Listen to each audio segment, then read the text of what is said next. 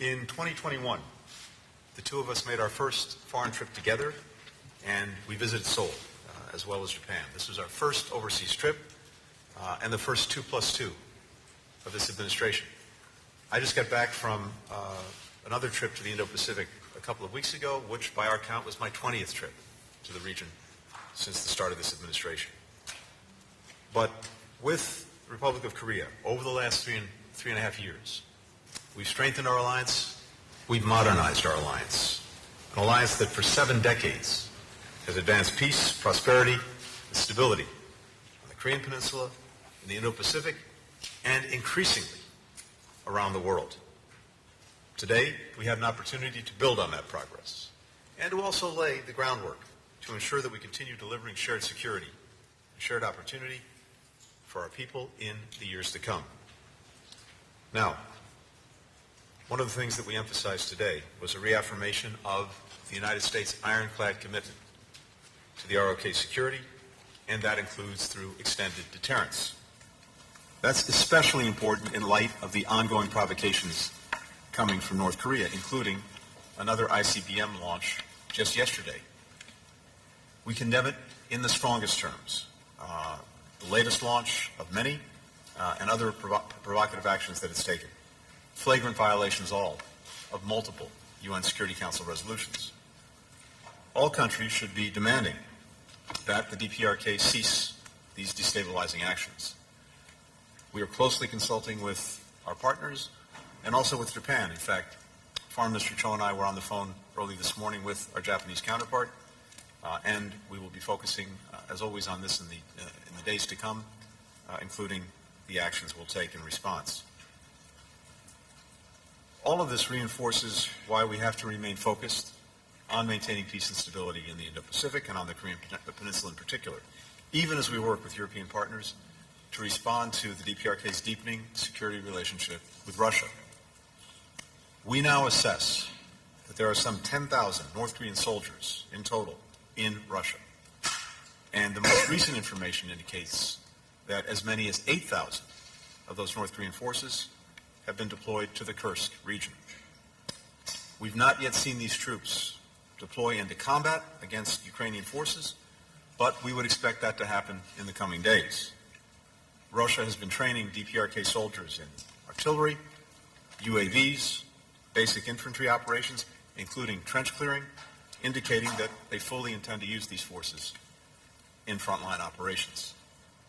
Should these troops engage in combat or combat support operations against Ukraine, they would become legitimate military targets. Now, one of the reasons that Russia is turning to these North Korean troops is that it's desperate. Putin has been throwing more and more Russians into a meat grinder of his own making in Ukraine. Now, he's turning to North Korean troops, and that is a clear sign of weakness. Russia's been suffering some 1,200 casualties a day in the east, more than at any other time during the war. And with the deployment of these North Korean troops to Russia and now to the front lines, this is the first time in 100 years that Russia's invited foreign troops into its country. Our two sides today discussed a range of options in response, and we're closely coordinating with allies and partners, particularly our European partners. We're continuing to serve security assistance to Ukraine, the United States, and we'll announce more in the coming days. What we're also seeing underscores the indivisibility of security between the Indo-Pacific and Euro-Atlantic theaters, something that is clearer and clearer to all of our allies and partners in both Europe and the Indo-Pacific. It's reflected in South Korea's growing partnership with NATO, as well as its support for Ukraine, providing generators, humanitarian assistance, and we've discussed what more the Republic of Korea may do in the future. But in all of the conversations that I've been having with partners in both Europe and the Indo-Pacific, increasingly we see a focus on the indivisibility of the security. With regard to China, we discussed the need to responsibly manage our competition with the People's Republic of China.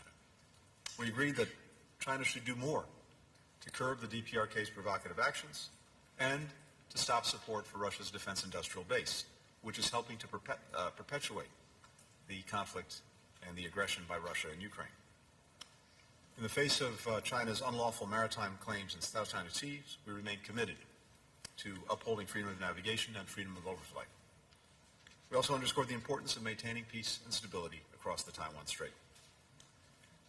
Even as we address these security challenges, we're also working together to expand our economic cooperation in ways that are having clear, direct, and powerful benefits for people in both of our countries. South Korea is now America's #1 source of foreign direct investment. And this is really worth reflecting on because foreign direct investment may be the best measure of trust and confidence because you don't make these investments unless you believe in the future of the country that you're making the investments in. So it's a powerful gauge of the confidence that South Korea has in the United States. And more broadly, we are the #1 recipient of foreign direct investment in the world. Again, a very powerful indicator of the way the world sees the United States. Thanks to the CHIPS and Science Act, thanks to the IRA, since 2021, Korea's companies have pledged to invest $140 billion in the United States, and that will help create some 100,000 jobs. And those jobs will be in the industries of the future. We're now Korea's second largest investor. Together, we're advancing a shared economic vision for the Indo-Pacific and actually for the world. These goals are bolstered by growing trilateral cooperation with Japan, building on the historic Camp David summit that President Biden convened and hosted. And we look forward to another trilateral summit at the earliest opportunity. I mentioned at the start that Korea is increasingly a powerful and consequential leader around the world, a global pivotal state. It hosted the Summit for Democracy in March. We look forward to Korea hosting APEC next year. And together, we are working to uphold the rules-based international order, the UN, right now in the Security Council, where Korea is a member. Our alliance is continuing to do what it does best, which is deliver real results for our people, real benefits for Americans and for Koreans, and we're grateful for the strong bipartisan support that we enjoy in Congress for the alliance. President Yoon has said that the United States and Korea are marching together toward the future. Today, it's another reflection of the work that we're doing together, the fact that we are joined together in building a better, more secure, more prosperous future for all of our people. Thank you.